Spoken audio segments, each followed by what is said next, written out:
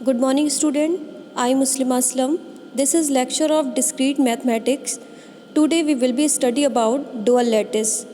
So in previous lecture, lattice with example, I hope आपको समझ आ गए होंगे कि कैसे हमने लैटिस के देखा था और लैटिस के एग्जाम्पल किए थे। ठीक है, तो वो आपको अच्छे से समझ आ गया होगा। आज हम देखेंगे डुअल लैटिस।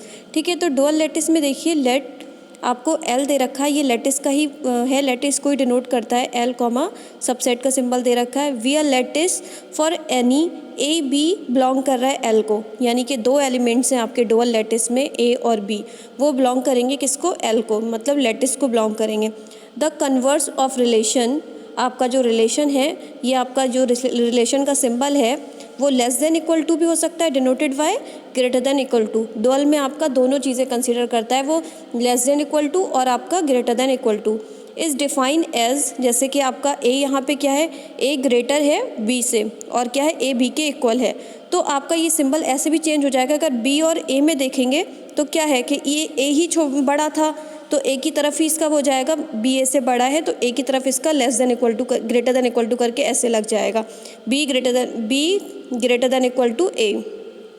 ठीक है, ऐसी a less than equal to b. तो ऐसे आप देख सकते हो ये चीज़ें कैसे मैंने दिखाई हैं आपको। तो दोनों सिंबल इसके यूज़ हो सकते हैं डुअल लैटिस में, ग्रेटर देन इक्वल टू और लेस देन इक्वल टू दोनों का यूज़ हो सकता है डुअल लैटिस में।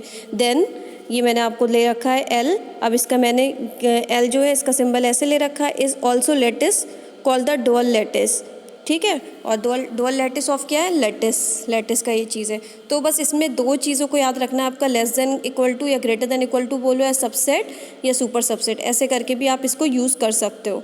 ठीक है, तो इसमें दो सिंबल का यूज़ होता है आपका, ये कहलाता है डुअल लैटिस। तो ये एक इसकी छोटी सी डेफिनेशन है, आ जाती है कभी 1 नंबर या 2 नंबर में, तो आप इसको कर सकते हो। अब हम बात कर लेते हैं इसकी प्रॉपर्टीज़ की। तो ये लैटिस की प्रॉपर्टीज़ हैं, जो ये सबकी प्रॉपर्टीज़ की बात हो रही है, तो लैटिस की भी कुछ प्रॉपर्टीज़ हैं, वो प्रॉपर्टीज़ आपकी 4 प्रॉपर्टीज़ हैं। देखिए मैंने लिखा है लैटिस वी आर लैटिस, मतलब जो आपका एल कॉमा सबसेट है, we are lattice, then the following result hold, ये 4 प्रॉपर्टी को होल्ड करता है। एक है एडम्पोटेंट लॉ, दूसरा है कम्युनिकेटिव लॉ, तीसरा है एसोसिएटिव लॉ और 4 है आपका एब्जॉर्प्शन लॉ। तो ये 4 लॉज को क्या करता है, ये होल्ड करता है। तो इनकी जो ये 4 लॉज है, पहले देखिए एडम्पोटेंट लॉ। एडम्पोटेंट लॉ में ये इसमें से आपका क्या होता है कि फॉर ईच एक एलिमेंट होगा, कोई भी एक एलिमेंट अगर वो इंटरसेक्शन कर रहा है खुद के साथ, मतलब ए इंटरसेक्शन ए के साथ कर रहा है, तब आपको ए मिल रहा है। दूसरी कंडीशन मैंने, क्योंकि आपका जो लैटिस है, लैटिस 2 ही सिंबल लेता है इंटरसेक्शन और यूनियन के, उसको सुप्रीमियम भी बोल सकते हो, इनफिक्स भी बोल सकते हो। ठीक है, तो ये 2 सिंबल लेता है, तो ए इंटरसेक्शन ए कर रहा है तब भी आपको ए मिल रहा है, और ए यूनियन ए कर रहा है तब भी आपको ये कंडीशन ए ही देगा। ठीक है, अब कम्युनिकेटिव लॉ क्या होता है, कम्युनिकेटिव लॉ सबको पता है, अगर आप इंटरसेक्शन में चेक करोगे ए इंटरसेक्शन बी, तो उसका अपोजिट क्या हो जाएगा, वी इंटरसेक्शन ए। ठीक है, और अगर दूसरा देख लो ए यूनियन वी कर रहे हो, तो वो आपका क्या हो जाएगा, वी यूनियन ए। ये देखो यूपीटीयू में एमसीए में पूछा गया है 2005 में। तो ये क्वेश्चन ऐसे भी पूछ सकते हैं कि लैटिस की प्रॉपर्टी, कम्युनिकेटिव लैटिस की प्रॉपर्टी बताई लिखिए, तो आप उसको लिख सकते हो a intersection b is equal to b intersection a, क्योंकि आपको पता है लैटिस में 2 ही सिंबल यूज़ होते हैं, इंटरसेक्शन और यूनियन वाले, उसको सुप्रीमियम बोलते हैं और एक को इनफिक्स बोलते हैं, एक सुप्रीमियम होता है एक इनफिक्स। ठीक है, अब थर्ड देख लिए एसोसिएटिव लॉ। एसोसिएटिव लॉ क्या करता है, वो तीन उसके पास एलिमेंट होते हैं। ठीक है, क्योंकि हमें पता है एसोसिएटिव लॉ क्या 3 एलिमेंट्स से ही बन के मिल के बना होता है। ठीक है, ए बी सी वो बिलोंग किस चीज़ को कर रहा है, लैटिस को कर रहा है, तो और उसमें सिंबल हम इंटरसेक्शन और यूनियन वाले दिखाएंगे। उसके जो आपने लिया ए इंटरसेक्शन बी एक ब्रैकेट में और उसका इंटरसेक्शन करा दिया सी के साथ, तब क्या मिलेगा आपको, फिर आपका a intersection b intersection c, मतलब कि स्टार्टिंग वाला आपने लिया और आपने लास्ट वाले 2 एलिमेंट को कंबाइन कर दिया। ठीक है, उनके बीच में इंटरसेक्शन करा दिया, और फिर इसका एसोसिएटिव लॉ क्या कर यूनियन के साथ देखेंगे, मतलब इसमें यूनियन के सिंबल होते हैं, इंटरसेक्शन के सिंबल होते हैं। तो ए यूनियन बी का पहला सेट से यूनियन करा सी से, और पहला ऐसे ही छोड़ दिया और लास्ट से आपने ब्रैकेट लगा दिया बी यूनियन सी, तो आपका ये एसोसिएटिव लॉ होता है। ठीक है, एब्जॉर्प्शन लॉ क्या होता है, एब्जॉर्प्शन लॉ थोड़ा अलग होता है, इसमें 2 एलिमेंट्स होते हैं, बिलोंग करता है लैटिस को, तो a intersection a union b, मतलब इसमें सी एलिमेंट नहीं, सिर्फ इसमें 2 एलिमेंट्स का यूज़ होता है एब्जॉर्प्शन लॉ में, और ये इक्वल टू ए देता है। ठीक है, ए इंटरसेक्शन और आपका ब्रैकेट में क्या होगा, a union b is equal to a. आपको ए देता है, जो जिस चीज़ से स्टार्टिंग में कर रहे हैं। ऐसे ही आपका अगर यूनियन है, ए यूनियन और ब्रैकेट में ए इंटरसेक्शन भी इजिकल टू ए देगा आपको। तो ये एब्जॉर्प्शन लॉ आपने देख लिया कि इसको एब्जॉर्प्शन लॉ की भी दो मैंने प्रॉपर्टी दिखा दी, एक इंटरसेक्शन के साथ, एक यूनियन के साथ। ठीक है, तो ये आपकी 4 प्रॉपर्टीज़ हो गई, लैटिस की हो गई। ठीक है, इसको अपनी कॉपी पे नोट कर लीजिएगा। अब हम डेफिनेशन देखते हैं डिस्ट्रीब्यूटेड लॉ की। तो देखिए डिस्ट्रीब्यूटेड लैटिस जो है, इसको डिस्ट्रीब्यूटेड लैटिस बोलते हैं। हमने अभी तक लैटिस पढ़ा और डुअल लैटिस पढ़ा, अब डिस्ट्रीब्यूटेड लैटिस देखेंगे। डिस्ट्रीब्यूटेड लैटिस में आपका क्या है कि a lattice l is called distributed lattice if for any element a. ठीक है, ए और बी एंड सी, इसमें क्या होता है डिस्ट्रीब्यूटेड लैटिस में 3 एलिमेंट्स हैं आपके a, b and c of l. ठीक है, लैटिस में आपके ये 3 एलिमेंट को होल्ड करता है। It satisfy the following properties. ठीक है, डिस्ट्रीब्यूटिव लॉ आपको पता ही होता है, ए यूनियन और ब्रैकेट में होता है वी इंटरसेक्शन सी। ठीक है, तब लेकिन सिंबल आपको यही रखने हैं, यूनियन और इंटरसेक्शन वाले। ठीक है, ए यूनियन ब्रैकेट में बी इंटरसेक्शन सी, जब इनको खोलेंगे तो क्या बनेगा, a union b intersection a union c. ठीक है, ऐसे ही अगर आप पहले अब ले लो ए इंटरसेक्शन और ब्रैकेट में ले लो बी यूनियन सी, तब आपका क्या होगा, ए इंटरसेक्शन बी और ब्रैकेट के बाहर यूनियन, फिर किसका होगा, ए इंटरसेक्शन सी का। ठीक है, ये आपका क्या कहलाता है, डिस्ट्रीब्यूटेड लैटिस। ठीक है, ये डिस्ट्रीब्यूटेड लैटिस की डेफिनेशन है। और लैटिस आया है तो लैटिस में हम प्लस इनटू इनका यूज़ नहीं करेंगे, यूनियन और इंटरसेक्शन का यूज़ करेंगे, जिसे हम सुप्रीमम और इनफिक्स बोलते हैं। इस पे एक थ्योरम है, ये थ्योरम आपको यहाँ समझ में नहीं आएगी, इसलिए मैंने आपको आराम से कॉपी पे करके एक एक चीज़ को मतलब स्टेप बाय स्टेप बताया कि कैसे इसको यूज़ करेंगे। तो देखिए ये थ्योरम है, लेट आपके पास 3 एलिमेंट है, क्योंकि ये डिस्ट्रीब्यूटेड के बारे में ही बताया, तो डिस्ट्रीब्यूटेड लैटिस में 3 एलिमेंट्स होते हैं, ए बी सी, बिलोंग कर रहा है किसको, एल को। वेयर, और वेयर ये क्या है, सबसेट का सिंबल है कि किससे डिनोट करते हैं, एल बिलोंग के एल से, और एल जो है आपका वो किसके साथ है, सबसेट के साथ। Is a distributed lattice then आपको क्या दे रखा है क्वेश्चन में ही, ए यूनियन बी होगा तो आपका ए यूनियन सी कर सकते हो, क्योंकि आपको क्वेश्चन में ही दिया है। एंड ए इंटरसेक्शन बी है तो आपको ए इंटरसेक्शन सी ले सकते हो। आपको प्रूफ क्या करना है, जो मैंने अंडरलाइन कर रखा है, बी इज इक्वल टू सी, और आपको ये दे रखा है, इससे प्रूफ करना है।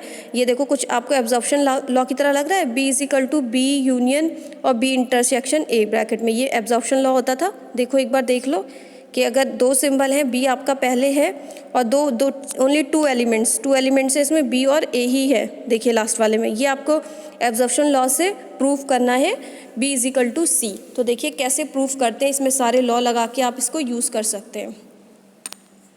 तो देखिए मैंने सोल्यूशन में बताया आपको, ये b is equal to b union और b इंटरसेक्शन ए, ये आपको दे रखा था, इससे आपको प्रूफ करना है b इज इक्वल टू सी। तो ये आपका क्या है, एब्जॉर्प्शन लॉ है।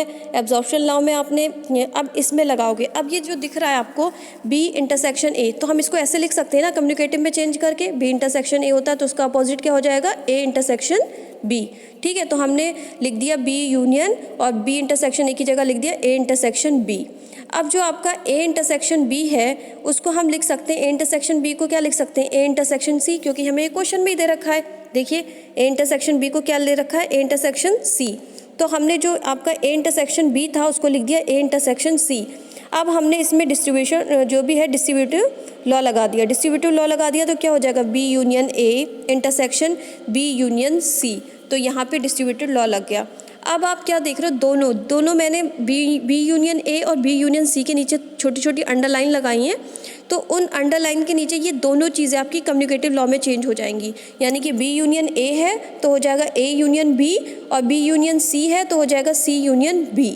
ठीक है, अब उसके बाद देखो कि आपका ए यूनियन बी जो था वो क्या हो जाएगा, ए यूनियन सी, क्योंकि ये आपके क्वेश्चन में दे रखा है ए यूनियन बी है, और आपका सी यूनियन बी वैसा का वैसा ही रहेगा।